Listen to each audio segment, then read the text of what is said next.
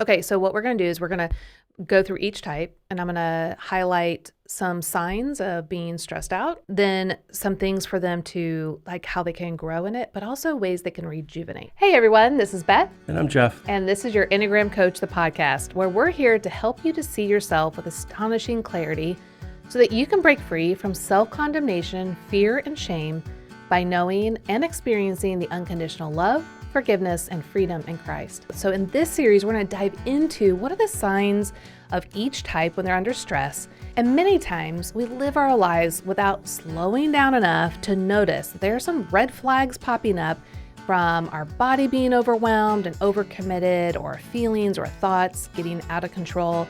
And so we need to take some time to really assess what is stressing us out and what are those signs. Now, you could be an executive or a part-time worker. Maybe you're managing a household. No matter where you are in life, there are going to be signs of when you're stressed out. It's going to be so important for you to know what they are and then know what to do with them so that you can move in a healthier way. Because God created you to work from rest, not for rest. Learning to rest in who you are and whose you are will enable you to see your weaknesses without the self-condemnation, fear, and shame that we usually heap on ourselves, but instead it's going to allow you to freely bring all of yourself to Him. And He is the one who truly sees you, loves you, redeems you, and makes you more like Him. Now, this freedom will guide you into a new and healthy pattern that will allow you to rest and then prevent becoming stressed out again in the future. So Beth, why don't we just start walking through what each type looks like, how they experience stress and burnout, but also how they can rest and renew themselves. Yeah. I'm really excited about this because I think a lot of times people, they know that something's going on, but they don't know why, and they don't know how to catch it, and they don't know how to move towards growth. And so, again, this is a great reminder of where we're weak or where there's strong liabilities within us.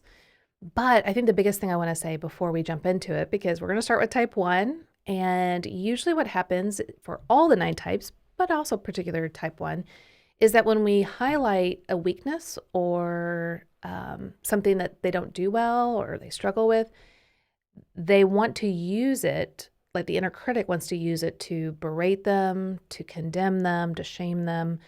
And that actually starts a negative spiral. Mm-hmm. So the most important thing is, like what you're saying, is to fixate our eyes back on how Christ has redeemed us and given us rest. And so these are just ways for us to see where the problems are. Kind of like we talk about the rumble strip on the highway. These are the things that are going to alert us that when we see these things happening, instead of veering off course into the ditch and condemning ourselves, it's an opportunity for us to turn that wheel back into a healthier way of thinking. Well, and there's so many negative messages that we believe about ourselves that actually get us into these situations. Yeah. And so it's not simply, oh, I've done it again and feeling the guilt of that. It's also the shame. Yeah. Because there are reasons why we commit ourselves to certain projects that are based upon our core motivations and our main Enneagram type. And there are patterns to it. So this is something that we've been doing for many, many years. And so we feel, and it can have impact on other people's lives around us.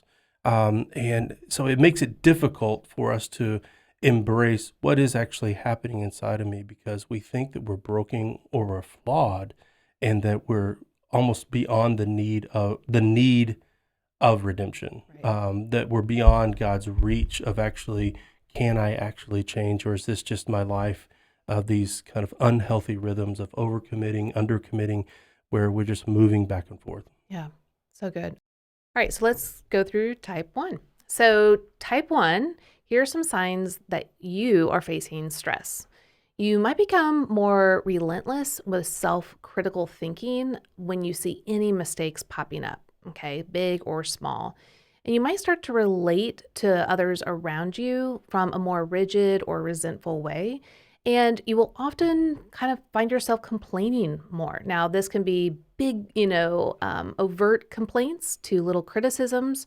about the things that are not right around you. And you might start to believe that you are the only one who can see the right versus wrong and actually the one who will follow through and handle it correctly. Now, some ways that you can move towards growth is that we'll do 3 of them for each type. Is that first, we just really encourage that you trust God's timing and care. Now, I know that you're thinking, but I do trust God. And what I'm meaning by this is we want to understand that He knows what is going on and He is fully in control. So allow this understanding to help you to be more patient, forgiving, and gracious to yourself and others. He is sovereign and He is good. He knows where the mistakes are. He knows when things are going to be ultimately perfected. And so that doesn't mean that we just sit back and do nothing, but we want to align our heart in a healthier way in how we communicate towards ourselves and others when there are mistakes or imperfections. And then to start to see people in a new light. We want to try to see them that they're trying their best, okay? Most people are really trying their best. Now, not all the time, but if you can start to see them in this light, you can extend to them more mercy, kindness, and support, just like God extends to you. And then the third is to be more childlike. So do something that is truly rejuvenating. And I'll get into those in a second. Something that's fun and creative, playful, that helps your heart get out of a fixated position into right and wrong, but expand it from black and white to more colors so that you can experience joy and freedom that's in Christ. Now, we're not saying be childish. We're saying be childlike. So 3 ways, or 3 ideas, I should say, that can rejuvenate you is to spend some time outdoors. And the reason is we want you to connect with God's untamed natural beauty, the creation that's out there. Because what we notice is creation isn't necessarily perfect, like things aren't trimmed and hedged, just as is, but it's beautiful. And ones typically love to get out in nature because in the chaos and in the inconsistency of nature, what we see is something truly beautiful. So we recommend that you go out to nature and just look at how the imperfect is actually perfect and good. Then try to relax, maybe with a novel or something that can take you out of your fixation on right and wrong and expand your horizons into maybe a good book, a good story. But also we recommend that you, because you desire consistency, that you schedule spontaneity. And I know some people out there like, that doesn't make any sense. Those are like 2 opposite things. Well, a 1 would really have a hard time just being spontaneous. But if you can plan a time in your week, it could be a half an hour, it could be half a day, a whole day, whatever works for you, is to plan a time that you have nothing on your calendar and that you're going to be spontaneous. And when you get to that moment, you'll know it's set aside for you, but pick something joyful, something rejuvenating, something fun that is childlike, and see what that does. Okay, so for type 2s, some signs that you might be stressed out is that you might find yourself manipulating others, maybe inserting yourself into their lives, believing that others need your help. And if you can convince them of that, then you can be more a part of their lives and show them that you know what's best. And ultimately, it's to get appreciation and gratitude to have that ultimate feeling that you're needed and wanted. Now, you might also start to hear yourself complain about how much you do compared to others. So maybe you might see that you're overextending yourself, you're exhausted, you're tired, and no one else is quite giving the same effort to loving and caring for others in a similar manner. And you want acknowledgement for the help and the exhaustion that you're giving. And one of the other signs is that you might seem to be frantic or chaotic because you have overcommitted yourself. And this happens so often for 2. And they're going to typically give explanations and excuses for why they're overcommitted because in their mind, but all these people need help. All these things need to happen. And not that that's not true, but we want the 2s to realize that God is sovereign. God knows what's going on. So those might be some signs if you are overexhausted, complaining about overexhaustion, overcommitment. No one else is there to help. No one else is there to provide, but you are. Those are some signs that you're stressed out. And you're starting to hear some trends as it relates to type 1, and now that you've talked about the heart condition of the type 2. And the Bible describes this as idolatry. And what idolatry is that we're trying to get something ourselves rather than trusting God for it, but we're doing it at the expense of ourselves or other people. And so whether it be the type 1 or the type 2, there's a sense to where they have a unsatisfied need that they are trying to get control of in order to satisfy. Now, at times that comes at their own expense through the negative messages that they have about themselves, that they need to do more. But secondly, it can come at the other people's expense. And we talked about both 1s and 2s will oftentimes criticize others. Now, that could be uncharacteristic of them at times, and it can be surprising to those in relationship, but it definitely is a part that type 1s and 2s have a hard time receiving the feedback whenever that is happening. But that's actually the yellow flag. Like, that's the warning. It's the invitation that something in your heart that you want something that is disproportionate to what's actually happening. Mm.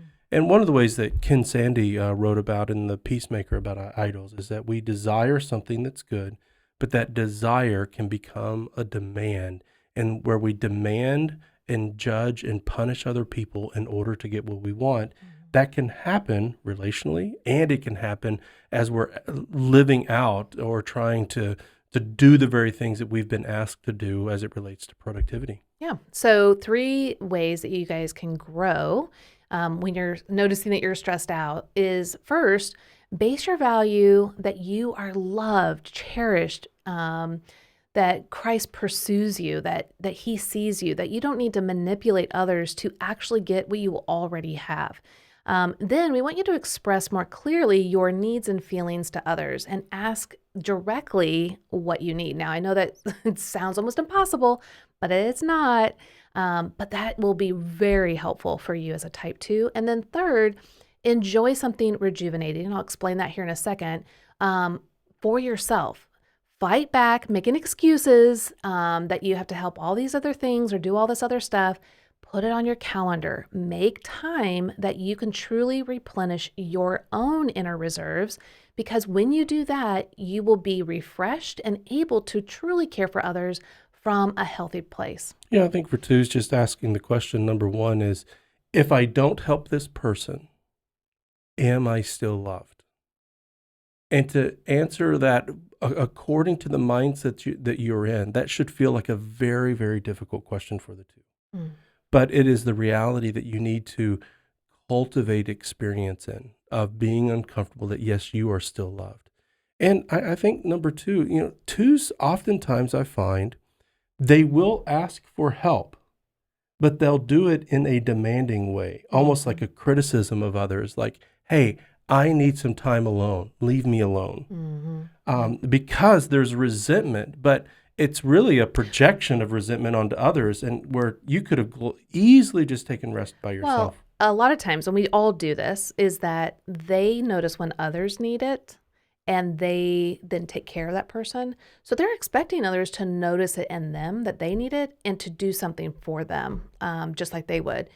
But not everybody has that same superpower as they do. That's right. And so it's important that the 2 understand when they have that need, and that others aren't gifted in that way, and that they ask for time to recharge and replenish.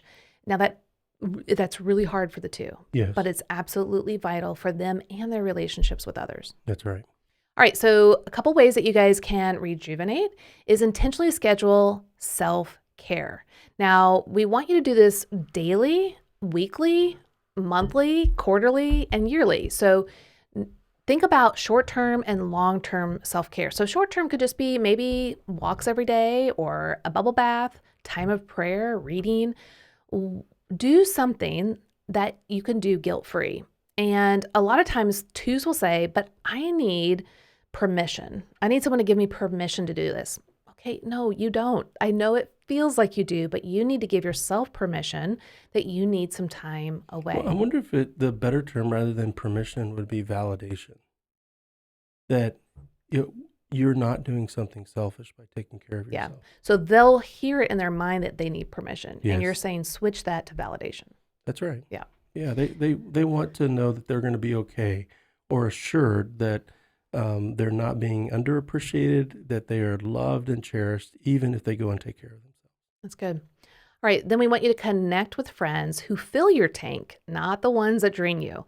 So healthy relationships are going to be a two-way street of giving, right? Both are listening, both are talking, both are giving. And this is really important because usually what we see in the twos in our lives is that people in the relationship with twos typically get used to taking because the two's always giving. Jim Kress recently had a line that was so funny to me, but when we are nice, that should be a warning that I'm codependently enabling.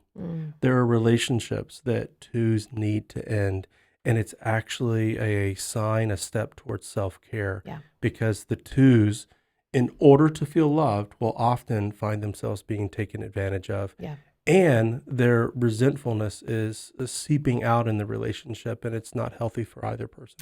Right. Then we want you to pause. So before you jump in and rush and help someone, we want you to pause and think, is this truly your responsibility to solve that person's problems?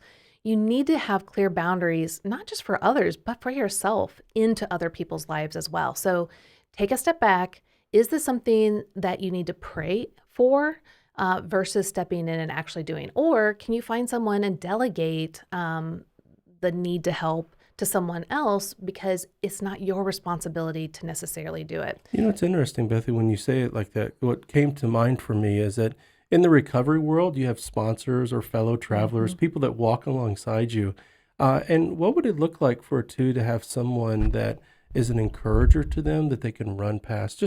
Just in an interim, not forever. I'm not saying be codependently enmeshed with someone who's trying to tell you how to live your life, but someone who's going to encourage you along and be a sounding board of, hey, this opportunity's come up, this opportunity's come up.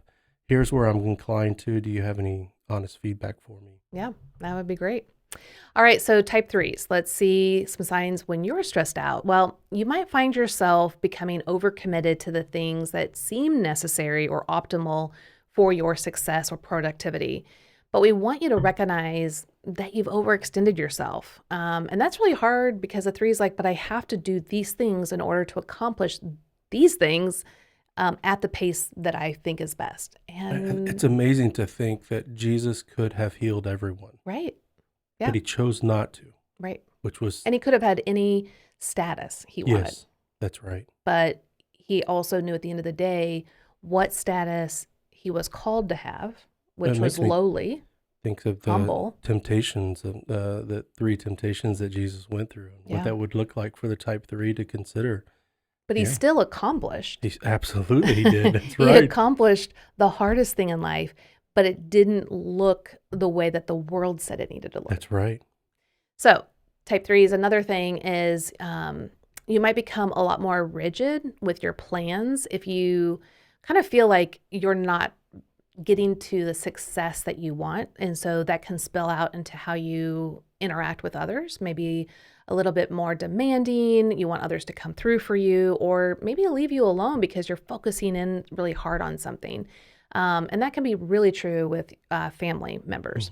And then we want you to understand when you become apathetic to the normal joys of life, and what I mean by that is a lot of times threes, when they're so fixated on success or achievement, they typically will shut down their emotions so that they can stay very dialed in and focused.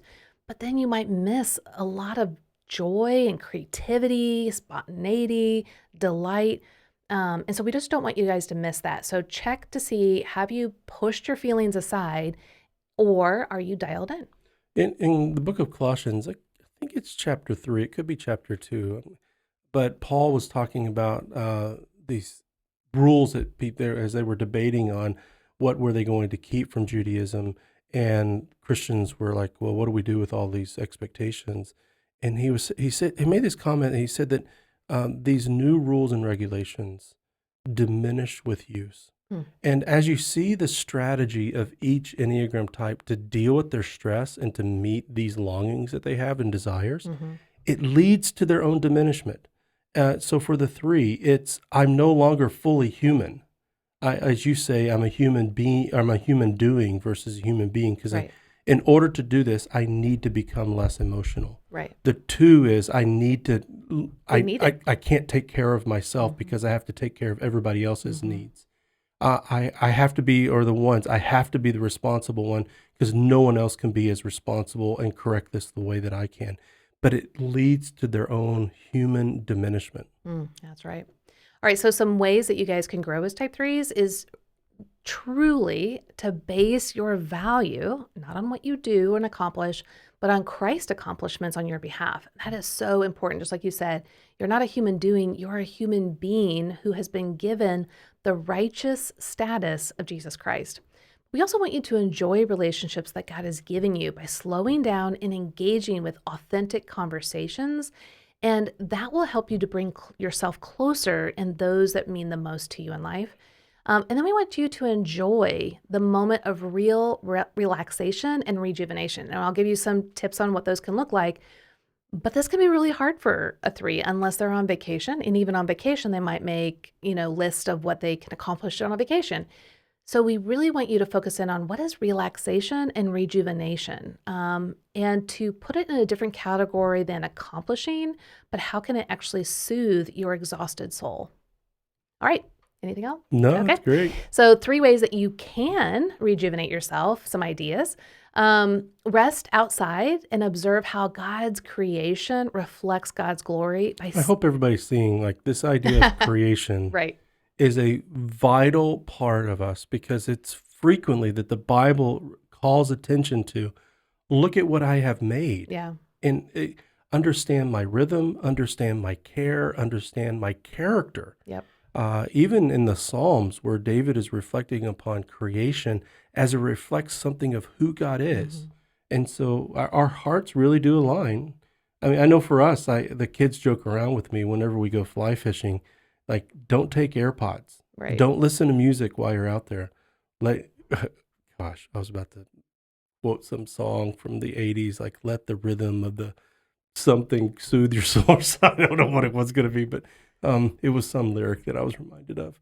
But there's something about creation that calms our hearts and our minds. Yeah, absolutely. And so by simply seeing the glory that God has created, designed, produced right in front of you, even if it doesn't quote unquote look beautiful in the eyes of like manicure lawns, but if you just look at a stick or a leaf or a blade of grass and just think of the beauty, the accomplishment, the glory of something so simple and yet so intricate, it helps us to ground ourselves that there's something bigger going on than just what we're trying to attain ourselves.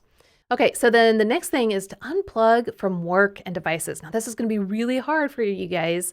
Or planners. Or planners, yeah. I mean, it's really a Sabbath, right? So you use an interesting word there, Beth, regarding Sabbath. There's an Orthodox Jewish couple that I watch on TikTok every once in a while. Their feed pops up, and they sometimes talk about how they prepare for Sabbath. It's not something you just passively slip into, like you just let yourself sleep in. They're very intentional on the day before. I remember what's coming to mind is that they turn the light bulb off in the refrigerator so they're not using energy with the light coming on. I think this was it.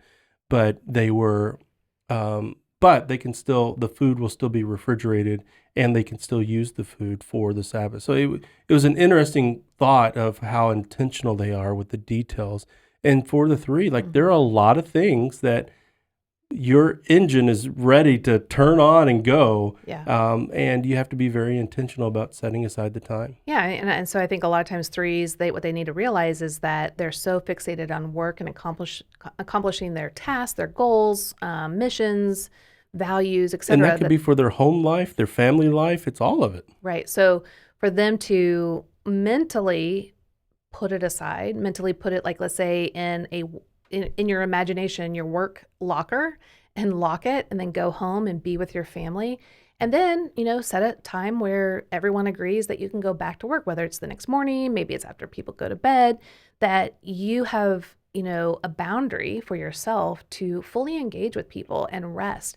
And it will actually bring more creativity to your work and your productivity when you actually do this. It feels like all of these rejuvenation growth points feel actually wrong and counterintuitive to what you would normally think, but they actually are really good. And then one thing we would just recommend that you reconnect with a childhood friend. The reason being is this is, someone in your life that really enjoyed you before you were this big accomplishing status or whatever, and just someone who just knows you for you. Now, of course, this doesn't have to be someone from childhood, but to connect with someone that sees you for who you really are and loves you right where you're at, not for all the accomplishments. Of course, they're excited for your accomplishments, but they see you. Reconnect with that person. It will really be special. Okay, so type 4s, let's talk about what it looks like when you're stressed out. Now, you might find yourself wanting to gain attention by talking through your internal world and your feelings. But you might also become more frantic in your everyday life and expressing what you're struggling with. And you might find it hard to rest and find more stability. And you might begin to fixate on your internal world, your emotions, and the feeling that you might have lost some creativity or momentum, or maybe even lost a sense of your authentic self. And you need to dive in deeper and deeper into your internal world and talk it through with someone. Now, on some senses, that's good. We want to have people in our lives that we talk through.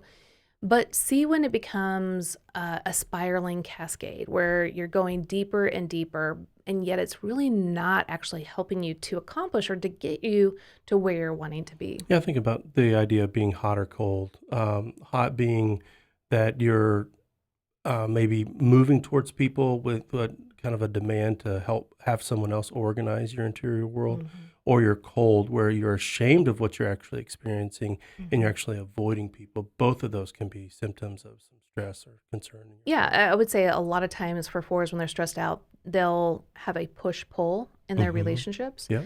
They're wanting someone to kind of help rescue them. Yep. But then they also feel misunderstood and they kind of push away. And that might happen in the conversation. Like I move towards someone and then I move away from them all in the conversation. Right.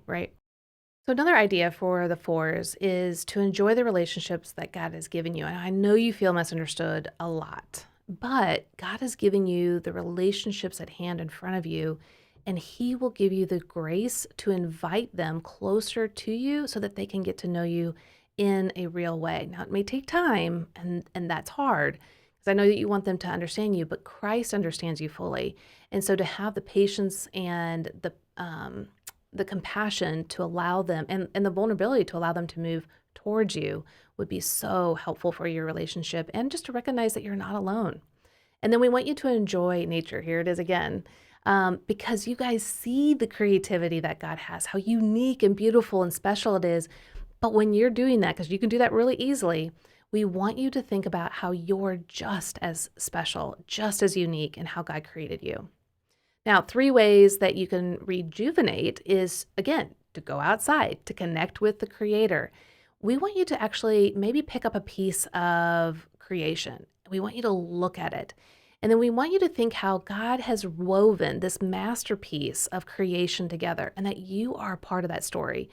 I always say that 4s are kind of like that gold thread in like an oriental rug, because they bring so much spark and beauty and like the special quality. And to think about how you have that in the same role as the other things that you're seeing in nature. And then experience unplugging from social media. Now, this might be really important because 4s struggle with envy. Now, we all do. That's their core weakness.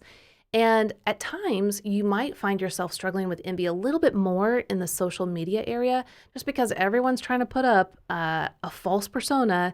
And so it feels like you're more defective, because that's the thing that the 4s really struggle with. I'm really defective. See, all these people are doing this, that, and the other. But they're not. They're really not. And you're not defective and flawed. God created you exactly the way He wanted. So social media unplugging might be a really good idea. And then connect with someone who is going through a rough time, because you have this amazing superpower to sit through really rough seasons with others. You are not the kind of person who's going to be like, hey, cheer up, everything's going to be fine. No, you get the special gift of being with someone in their sorrow, their sadness, their grief. So find someone that you can truly give that gift to.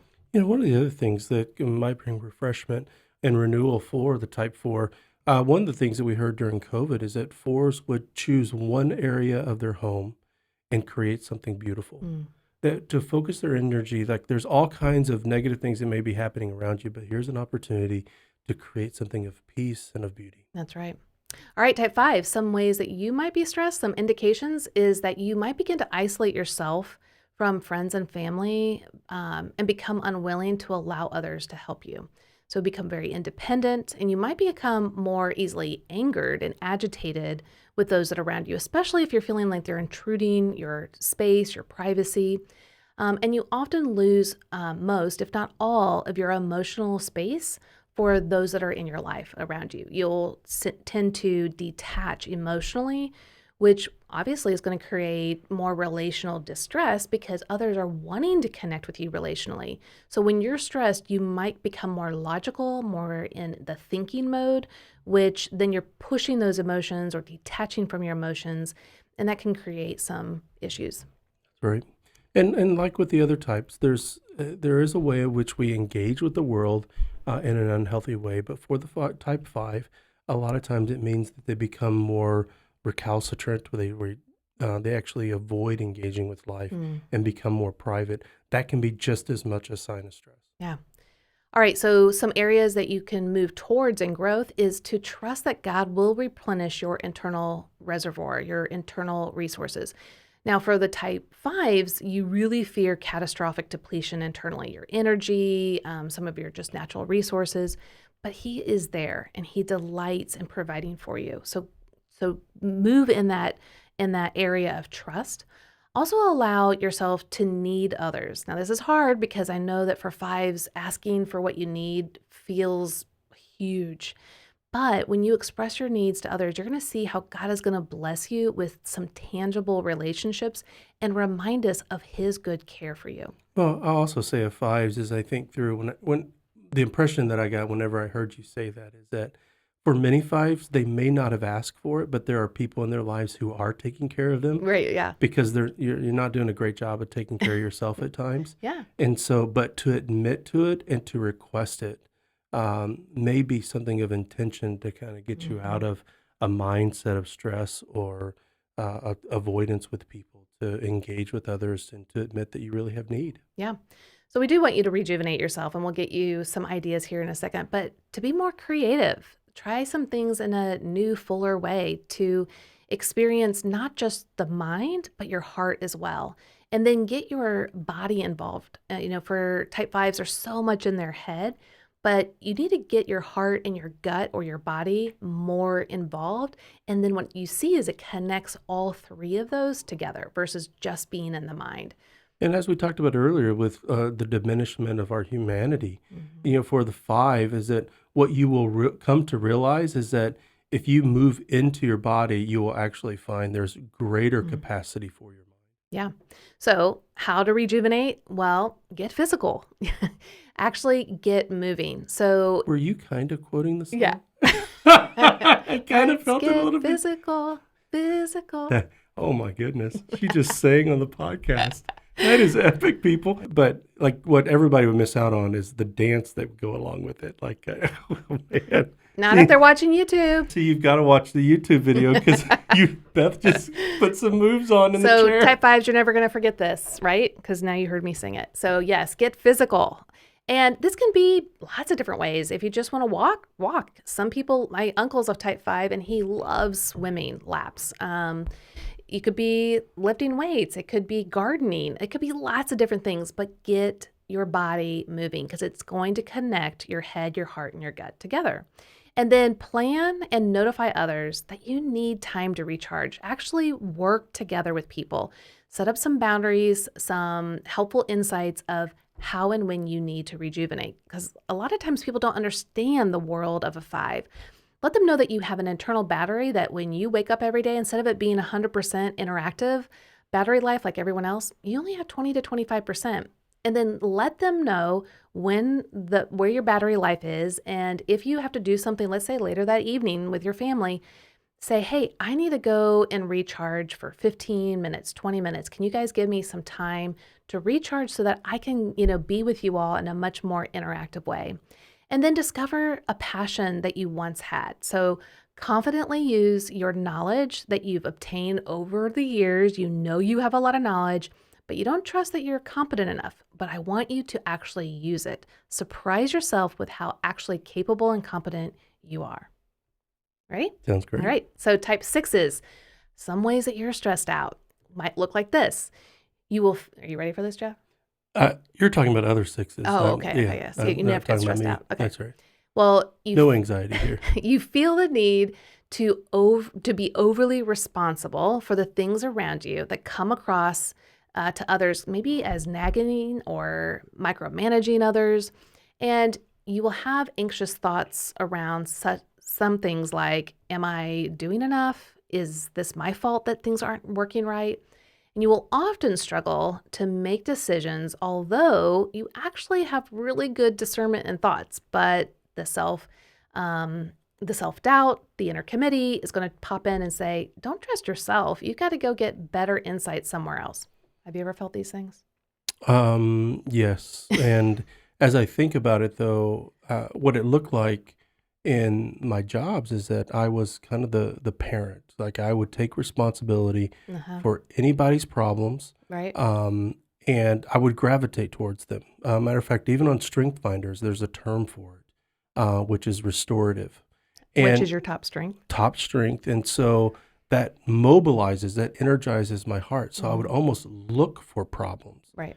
But it became problematic for others. What energized me and got me overcommitted in organizations actually would become a problem. So let's say, like I remember the big one was on Sundays, I would just go observing what's happening on Sunday mornings as a pastor, and being the executive pastor type. That would inspire me for Monday on what I want to work on that week and how to enhance things or facilitate things or conversations and follow up. Well, our pastor, who was a type 4, who had just laid his heart out. Right. The day before, I'm coming into the staff meeting with, here are the issues that I saw. And he's like, hey, I'm still trying to recover from what happened yesterday and my displaying my heart, my gifts for everyone to have an opinion about. Yeah. And we totally would miss each other. Right. But I realized that's how I got, I remember even early on in my career as a pastor, someone saying like, Jeff, you can't carry the church. Every problem is not your problem. Yeah. And that was actually reassuring to me. Mm-hmm. Yeah. Okay. So some ways that you guys can grow is to cast all of your cares on him.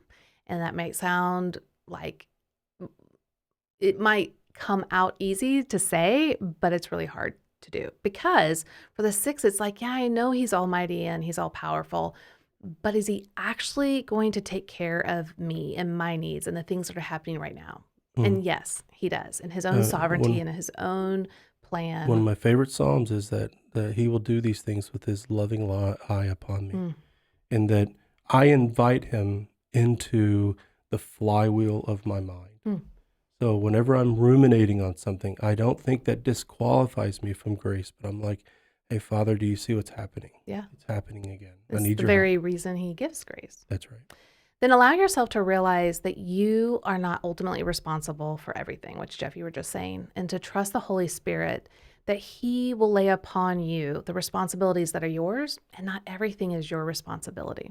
I think it's the childlike spirit that we are children in our Father's kingdom. Yeah. And so there are things that I can't be responsible for. In the same way that I extend that kind of grace to our children when they were younger, our Heavenly Father does the same for us. Yeah. And then we want you guys to experience joy, laughter, and community. You could do this with friends, with family, maybe watch a really hilarious TV show, anything that can help unburden your responsibilities, the things that you're carrying. Just to have a moment of lightness and lightheartedness can be really helpful. Mm-hmm. Now, some 3 ideas to rejuvenate is to take daily breaks from your never-ending list of responsibilities. I mean, we really want you to have some carefree time with those that you love to remind yourself that life can be simple at times. and that you don't have to carry all the worries. Even in scripture, it talks about you don't need to worry about what's going to happen tomorrow. Worry about what's today. It is amazing to think of all the resources that I as a type 6 have. So a 5 that can actually retreat from engaging with life in such an aggressive way, 7 that wants to have some fun and creativity, and 9 that wants to calm things down. So realize as a 6, you may think like there's no way I can just rest. I mean, even going outside and self-care can feel more like a responsibility than actual. Come towards our side, the 9 side. Yes, reflect upon the 9, and the 9 will lead us to peacefulness and non-anxiousness. Yeah. It's never is it disconnecting, numbing out, No. disassociating. And it's 9s healthy, never look like peaceful 6s. rest. Okay. We also want you guys to think about disconnecting from the news. Now, it's always good to be informed on big things, and maybe you ask a family member, a friend, hey, can you let me know when something really important is out there? I promise you, if you take a break for a week and come back a week later, it's going to be similar it's news. going to be the same thing. Yeah. But if you just ask, let's say a spouse, a best friend, a coworker, hey, can you let me know when these big things might be happening? And just kind of highlight them for me, that would be great. But that will help you to get out of the noise because the news is always negative. I mean, that's what they thrive on. And so It's amazing to think about. Like it's almost like watching the news or jumping on social media can be like starting your lawnmower, but never mowing the lawn. Yeah. Like that stuff activates you that you're going to have to deal with. But the reality is that you have a choice to not even turn that part of your heart and mind on. And I love your thoughts on this, Jeff, because you've taken a lot of time. You love my thoughts? I do. Thank you. Yeah. I appreciate that. But you have some great thoughts too, Beth. Oh, thanks. Schedule time for rest and solitude. Yes. So that's really hard. Silence and solitude. Talk to me about what that can look like for a 6. Well, I call it a team meeting, which when I say my team, it's the inner committee that I have. And I don't like the term inner committee because committees don't ever get anything done. And maybe my thoughts never get anything done. So it's like a church committee. So I call it my team. And so we have a team meeting on who's anxious, who's thinking, who's overworking right now. What do you need from me?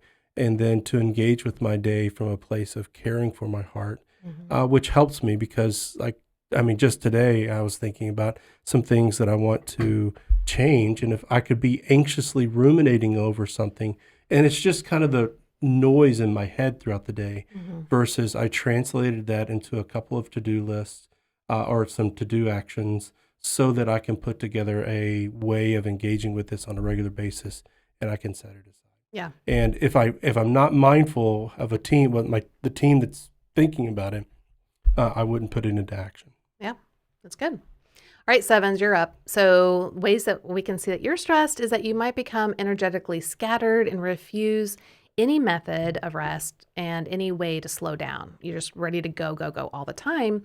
And you might start to feel less engaged with those that are close to you because you're becoming maybe a little bit more rigid and controlling. Some of that type 1 personality comes out. And a lot of times, especially it comes out if people are inhibiting you from having fun or getting things that you want. And you might also struggle to make decisions. Your thought, because you're in the thinking triad, your thoughts might race with all the what ifs, but from a creative, what if we do this or what if we do that?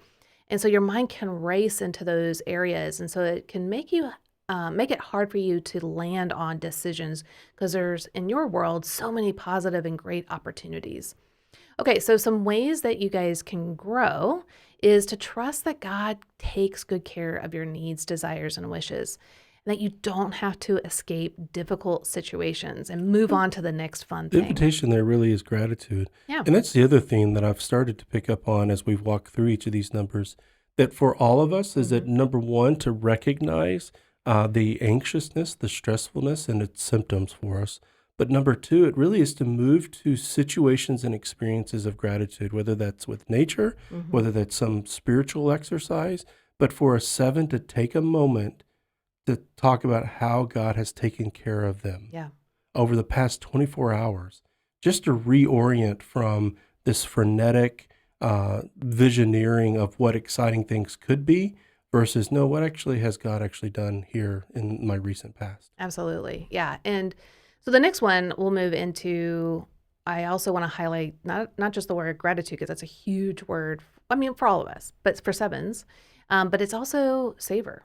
So we want you guys to enjoy deep relationships. We want you to be honest with your relationships. When I say that, be vulnerable and honest with your joys and your sorrows. Now, that can be really hard to be authentic and real and reveal that you do have sadness, that you do have needs. And that can feel scary, but actually, it's like when we watch Inside Out. When you see that joy and sorrow work together, I mean, life just blossoms. It grows. It's exponential. But when we're just trying to get rid of sadness all the time, it doesn't work. Well, I remember an illustration that Dan Allender once shared, and he was talking about eating food, and he said, hey, if you're at Taco Bell, just shove it in your face. Because that's how it was made. It was thrown together in just a couple of minutes, if that, and just shove it in your face and just get it down, because that's what it is. Versus eating a fine meal where it takes time and Ruth's patience. Chris That's restaurant. Right. Yeah, you can't just shove down a steak. You've got to like strategize and think about how you want it and season it and how you want it cooked. It's intentional, and you want to savor the moment. Well, that's the reality too. There's a lot of activity you could get yourself into that's just Taco Bell. Yeah. And you're going to feel horrible after, even though it promises such wonderful feelings. Right, right. That's my go-to unhealthy food is Taco Bell. Beth jokes like, are you needing a run to the border? Right, exactly. And then, one idea or one way to grow is to play a fun and engaging game that focuses on the deeper matters of life. Something that's still lighthearted, but opens up conversations for vulnerability. And I know that there's tons and tons of games out there. So find one that will open up more conversation than what you may naturally do. What was that game that we gave our team at our recent book lunch party? Ferret something? Ferret Flush? Ferret Flush, F-L-U-S-H. But the reason why that was so interesting as a game is because, number one, it would identify what the situation was, and then kind of like apples to apples. Is it apples and apples origins? Apples to apples. Apples to apples. You're kind of throwing out like, okay, here's a situation. What do you think this person would do? Yeah.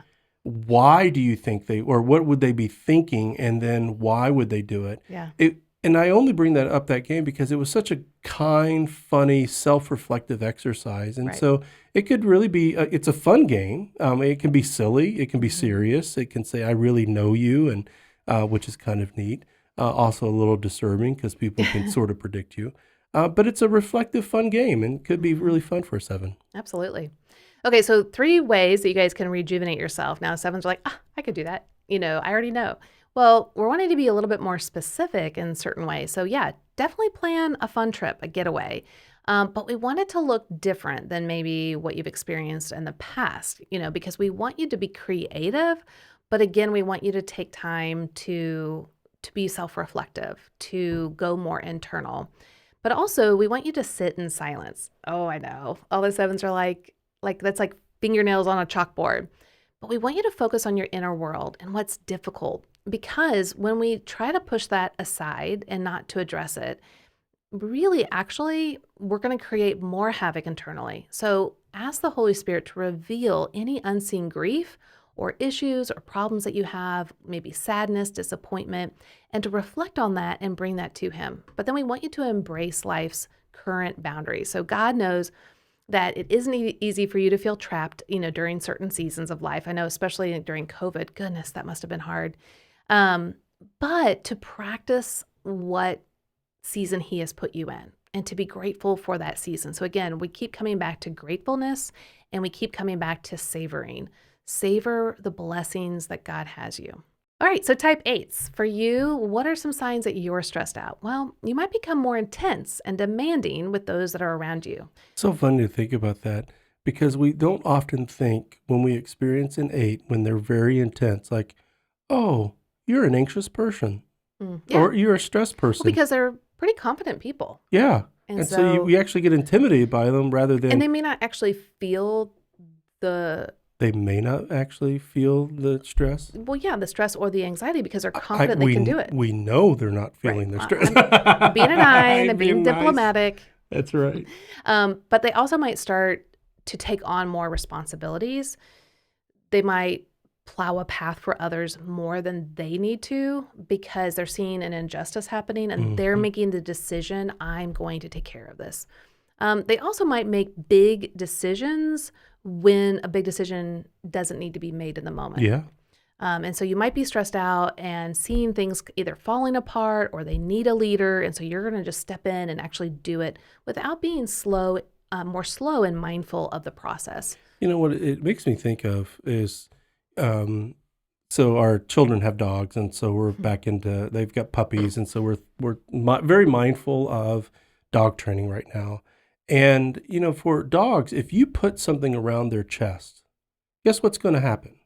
So a collar that kind of goes around their arms and ground, they're going to pull. Right. Like that activates their instinct to want to drive and to pull, right? Especially like a husky. That's right. And so like with an 8, there are just so many different things that can activate them to push harder. Yeah.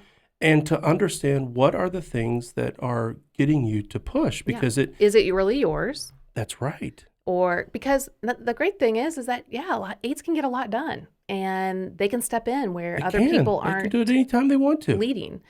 But is that really yours to own? And, you know, they'll come to find out is that when their body says no more, right, that becomes their red flag versus there were many other opportunities to realize like, oh, I didn't have to actually take responsibility and make decisions or step in to lead. I could have just taken a step back. Well, and when we think about, you know, like even like a husky, you know, pulling and charging. It's a great, beautiful thing. Yeah, it is. It's beautiful. But you don't want one of the huskies to say, hey, it's time to go when it's not time to go. They just start running and pulling everyone else. You want, you know, their master to be the one that's leading. So the first thing on growth is just to recognize, you know, who's in charge, you know, and to trust that Christ has you and he has others, and to come to him and rest in the path and the calling that he has for you. And at times that is pushing ahead. At times that is protecting others. But it may not be every time you sense the need arise. You know, it's really interesting. I remember a passage in the book of Acts where Paul is trying to get to Rome, but the storm came up and the boat's about to be sunk in the sea. And he makes a comment like, God wants me in Rome, but we need to dock this ship. And it was such a humble comment, but thinking about if let's say Paul were an 8, he could have said, no, keep going. I want to get to Rome. Or I have to get to Rome. Versus, no, God's in control here. We're going to need to dock, and we're going to get to Rome eventually. Yeah, that's good. Well, we also want you guys to enjoy deep relationships with others from a vulnerable place. Now, you do this beautifully with just a few people in your life that usually has a circle of trust, and that's great. But we also want you to extend yourself in challenging yourself to be open and vulnerable with other relationships that you do feel comfortable enough to go there. I know that that's going to be a big stretch, but to connect with others in a more vulnerable way across the board will be really helpful. And then the last thing is to find fun and a relaxing way to relieve all the built up intensity and passion. Now, this can look different for different 8s. Some 8s are going to want to sit by the beach. Some are going to want to go do kickboxing. So whatever it's going to do to help you to unload tensions, frustration, built up energy, go there, because we want you to bring that intensity and energy down so that you can reconnect with God, with his nature, his beauty, and then with others as well. I think of the other connecting types for an 8, like you have all these gifts available to you. So there's the 7 that's going to bring some fun and adventure. I know our COO, she sometimes makes TikToks with her family. That's right. Which that's super fun. And then, you know, as a type 8, you also have the 9 that's accessible to you. That's a part of your heart. And to tap into this. Yeah, again, come on over to our side, folks. Come on. It's such an inviting 9 comment. Come on over. It's relaxing. Enjoy it. All right. So a couple ideas to rejuvenate for the type 8 is break a sweat. You guys are the body type. Now, I'm a body type too, and I'm like, Nah, that doesn't sound fun. Let's go chill. Beth sometimes wants a punching bag. I do. I think that's my 8 in me that's like, let's go Yes, for it. you would hurt yourself if you just went out and just started punching a That's bag. true. But in all seriousness, 8s, you have a lot of intense passions and feelings. And so whether it's running, hiking, boxing, whatever it is that can help discharge a lot of that intense energy, but also for health, to break a sweat, can be Go really, chop some wood. yeah, whatever. And then we want you to connect with your inner sense of justice. Now, this could be reading books or movies that inspire you, seeing someone that has, the underdog or struggling with injustice and watching it play out can be really meaningful to the type 8. But then we also want you to schedule a time for friendly competition. So whether this is a board game, a family It's funny you game say night. friendly competition because it makes it the World Cup is taking place, and so it makes me think of all the international friendlies before the competition That's right. begins. Yeah. Yeah. And so to have fun, to set it up that way so that hey, this is fun, because I know that 8s can be very competitive, but have fun. It could be a neighborhood contest, maybe, just enjoy time with others, with a passion, but also make it lighthearted as best you can. Now, let's move into 9s. Last but not least, my type, signs that we're stressed. We're Well, the never way stressed. that you've made it I'm sound never like stressed. 9s are great, like everybody should just go to the top of the Enneagram circle and Well, it's true. No, it's okay. No, I mean, in all seriousness, we do try to act like we're never stressed. And funny, I was just coaching a type 9. We were talking about this last week. And she said she was in a situation, there was like some technical difficulty glitch, and she couldn't fix it, didn't know how, and it was, in a meeting, so, it was time sensitive. And the person who came in to help her commented on how during that whole process of getting it fixed, she was just so calm and patient. She's like, I was not calm or patient on the inside, but that's really what the 9 does. So a lot of people actually think we're much more calm and we'll actually trick ourselves, but we're pretty stressed out people. So for us, what you'll see happen for us is that we will start to feel overwhelmed and begin to shut down. And that can be emotionally shut down. It could be relationally shut down, work shut down. Any kind of shutdown, basically. yeah, you don't discriminate. We don't discriminate on the shutdown. And then we can actually become more forgetful in like, oh, I forgot to do this and that. You've never experienced that with me. No. And then we will become more stubborn and irritable towards those that are close to us. I wonder what that's like. And stubbornness, what I I'd want be to say, really it's more resistant. sad for other people married to 9s who their 9 is stubborn. Because I've just never experienced it. Yeah. And actually, really what it is, it's like this internal resistance because we don't want to do something, but we feel like we have to accommodate, but we don't want to. And so we become resistant. I mean, you think that 8s might be a stone wall. Oh, we're the most stubborn on the Enneagram. Oof. The thing is that we're very accommodating until we know we don't want to do something, and then we get stubborn. So 3 ways that we can grow is to first recognize that when we are becoming overwhelmed, because what we'll find is that our mind, body, and emotions want to remove ourselves from that particular situation.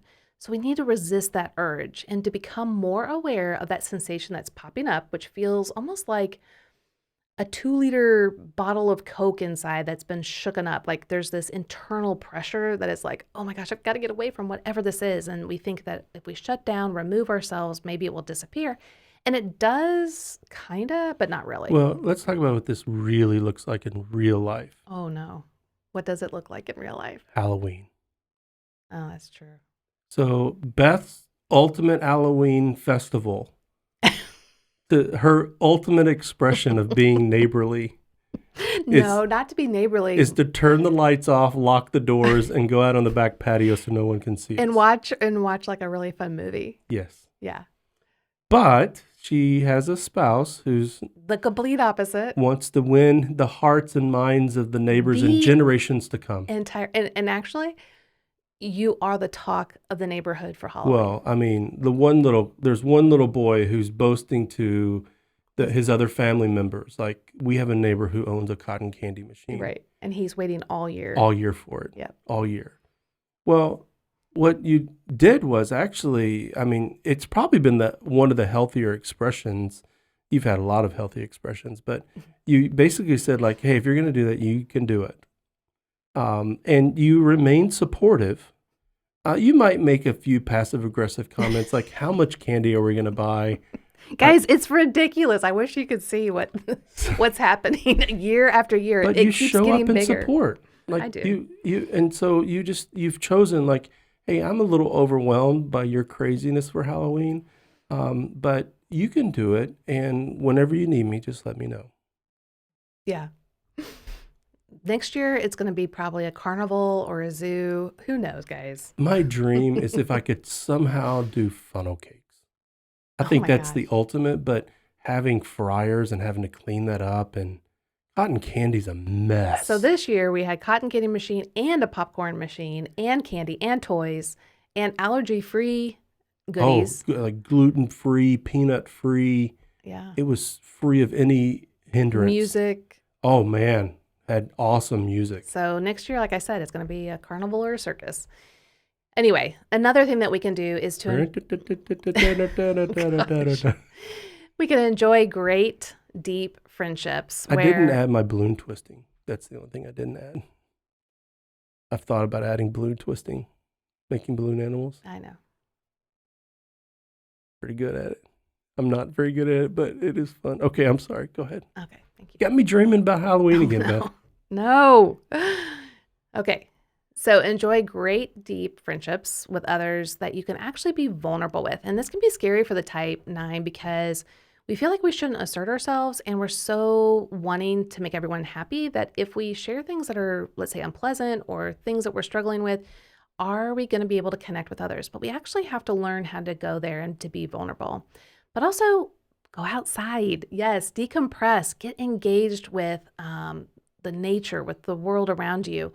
It's funny to think about that because it's don't go look at leaves. Don't go look at the mountains. For you, it's build a fire. Oh, Holy yeah. cow. Okay, look at that. I mean, I love a good campfire. Like go buy yourself, type 9s, go buy yourself a solo stove. And I'm not talking about the big ones, even though those are awesome, the little personal size, and get yourself some wood pellets. And every day you can have just a little bit of fire, like a little bit of like campfire smell. And anyway. That is so 9. Oh, How to solo stove as a 9. How to dial in your comfort, cozy I'm atmosphere. thinking go buy the biggest one, Yukon, fill it up with wood. No, and because that just takes a lot of money, a lot of effort. No, we just need something simple. Yes. We need something that's cozy, comfortable. Yes. The smell doesn't Yes. overwhelm, but it just brings that calmness. Yes. All the 9s out there are green 100% with me. I can Yes. guarantee you. So some We ways do have a video So on that this, is by the one way. way to rejuvenate yourself. Another is to take a drive, to get out in the country, to just to allow yourself to think and process in a whole new way. The other thing we want you guys to maybe do to rejuvenate, is to connect with trusted friends, like I said earlier, to have moments of joy, but also moments of sharing deeply, to be encouraged from them. Let them know where you're struggling and help them to love you well by expressing what your needs are. So those are just some ideas, guys. Those are just some ideas. Man, we've been talking a long time. Like, surely, no matter what type you are, you've found some help here. Yeah. And the reality is that when we look at whatever our experiences are in our life through the lens of the Enneagram, it actually becomes very helpful to us.